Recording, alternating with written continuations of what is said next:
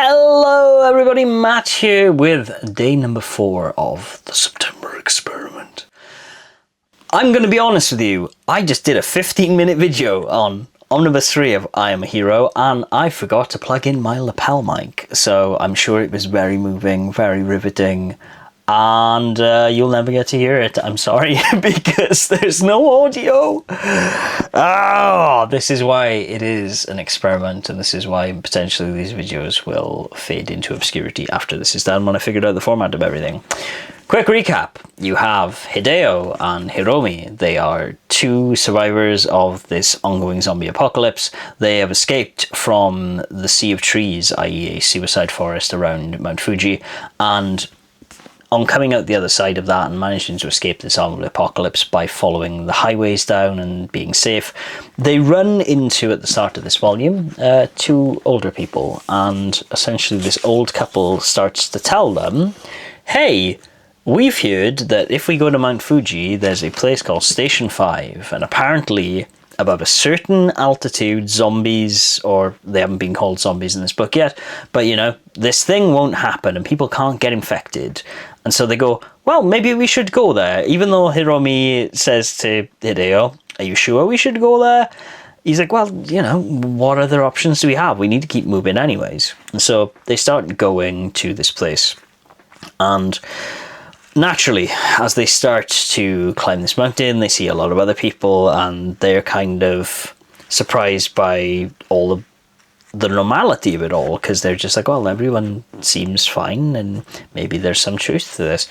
And it goes into potentially what is a big trigger for me that I didn't know I had, in that there are zombie babies. I will not show you that because it's kind of disturbing. But you have these excellent crowd scenes where Kengo Hanazawa just decides, okay, I'm not really going to show you, kind of like Spielberg and Jaws, where you get something happening and it's just told again, as he was doing with the masks in the earlier volumes, through the sounds that are happening, and people go, ah, snake! And you're like, oh no, it's not a snake, is it? And naturally, it is the most horrifying version of that it could possibly be. So Hideo is kind of in a position of power even in that crowd, because he's able to pull out the gun that he has that not a lot of people in Japan have, and is like, get back, clear a space for us, or I'm going to shoot. And so people let them go. And what ends up happening is they manage to get through this crowd just in time, because obviously these zombie babies have been biting people on the ankles, they haven't noticed. And yeah, everyone essentially starts to turn into zombies and everyone starts panicking. And as they are running away out of this shrine, they run into the car park and there's a car waiting for them and someone says, get in, because this guy's noticed they have a gun. His name is Araki. He is a photographer and he has essentially left his family because he wants to go and win a Pulitzer, is how he describes it. I don't think it really gets into the idea of like whether he left his family during this zombie apocalypse or if he was just out and about anyway. I think it says that he was out and about anyway, but who knows, because, you know, you get a bit dubious about this guy, is all I will say as the volume goes on. And they get to Station 5, and surprise, surprise, they're the only people there because of this big mass outbreak, but also they see that, yeah, Tokyo's not looking great. As Araki says, this may be the end of Japan. They're like, oh my god, we're literally witnessing the end of the modern world, what's going on? And so they start looting and they start going through this thing of trying to survive and going like, well, where are we going to go to next? Araki seems to be constantly online, at least at the start of meeting him, and he starts to tell Hideo and Hiromi about this online Hikikomori, which, for those of you who don't know, is essentially someone who's withdrawn from society. It's a big thing in Japan, obviously. It's a big thing in the rest of the world, but in Japan they have a name for it. And he is called Kurusu.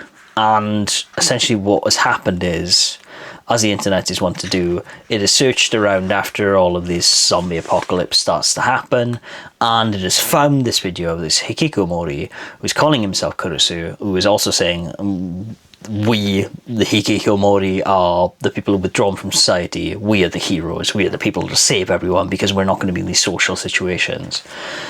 And essentially, he posted a video like 2 weeks before the zombie outbreak happened of him unpleasantly like beating his zombie mother with a baseball bat and saying that she revives. And so people start to see this shut-in who, you know, is wielding power, and they're like, oh my god, he's a prophet. And as if to prove the point of that, the next sequence after something very big happens that I won't spoil is essentially the comic book version of a montage. And it's really well done because it shows this idea, it establishes the idea of a Hikikomori, and then it starts to tell you what is happening in the rest of Japan through 2chan or 4chan posts. And so you get this amazing sequence that's made up of all of these people commenting online and posting photos of the things they're seeing. And it starts, you know, very edgelordy, and everyone's like, ha ha ha, we're going to be fine because we live in, oh my god, the TV's still got anime on it. And then naturally, as it starts progressing and getting worse, you have the people out in the sticks who are like, we have food, we're barricading ourselves in. You have the people in the cities who are like, don't go to this place, don't go to that place. The Chuo line is completely covered in ZQNs, I think they start calling them, which is a play, I believe, from the translator notes on DQNs, which is like calling someone an idiot in Japanese on these forums. That's kind of how they say it. And yeah, it builds and builds and builds and builds at a point where there was real tension in the book because of something that happened to Hiromi, and essentially she's kind of out of commission for the rest of this book, and it's up to Araki and Hideo in particular to look after her. And so yeah, you start to see then this idea of Araki, who clearly must be someone who spends a lot of time on the internet because he's away from his family, again, who knows why, but he starts to exhibit this kind of like online tribalism that they've shown just before this in the real world, as unfortunately we have also seen in real life recently as well. And he starts to say like, well, you know, the same thing you see in a lot of zombie movies is us against the world, Hideo. Me, you and Hiromi, we're going to figure things out. We're going to be safe. You've got the gun. We're going to be fine. And they slowly start making their way to a mall that, before the internet started to go dark as more and more people are infected, that Araki heard was where there were survivors. And so they go to this mall. And again, as it has throughout the entire story so far, Hideo's gun ends up saving them, because they get to this mall and there's all these guys in airsoft gear and they're carrying like submachine guns and everything else, and you're like, oh, this is going to go bad.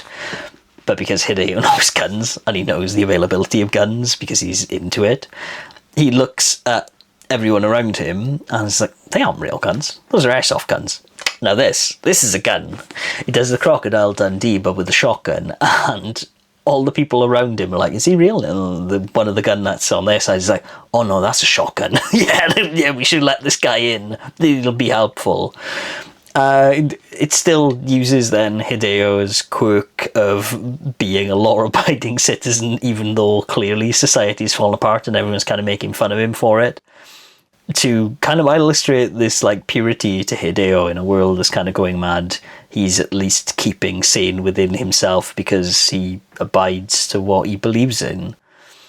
And I think that's going to be kind of one of the central themes of the book going forward, to be honest. There is this idea that he is a source of light, and honestly, some of my gripes with him in the episode I did yesterday are kind of relieved by having other characters around him. I think actually that kind of gives him the space he needs when he does have these monologue-y moments to make an interesting protagonist. And so it's going to be interesting to see at the end of all of this book, when they've gone to this mall, they're on the roofs because naturally they want to keep an eye out and the zombies are on the ground floor and there's no way for them to get up. How they're going to survive in this community, what's going to happen, how they're going to manage to protect Hiromi. Like, very, very curious to see what happens in Volume 4. I've now reserved it from the library, so maybe it will crop up again in some of these videos. Maybe I will just do a retrospective of the whole series once I've figured out what this channel will be after this. But generally speaking, I have nothing but respect for Kengo Hanazawa after reading this. Suddenly, my initial thoughts of going like, I wonder why they published this book in Danish. Like, of all the books for them to publish, take it back, Faro Cigar / people at Fahrenheit. This book is a masterpiece. I understand why you've tried to publish it in Danish. I hope it is starting to find the audience that it needs that'll understand it, but it is an incredible book.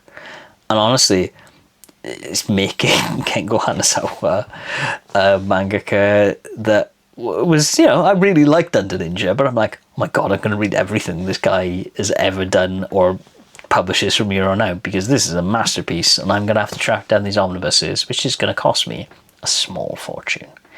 Anyways, folks, that is the end of us talking about I Am a Hero for now. Maybe it'll crop up, like I said, the rest of the month.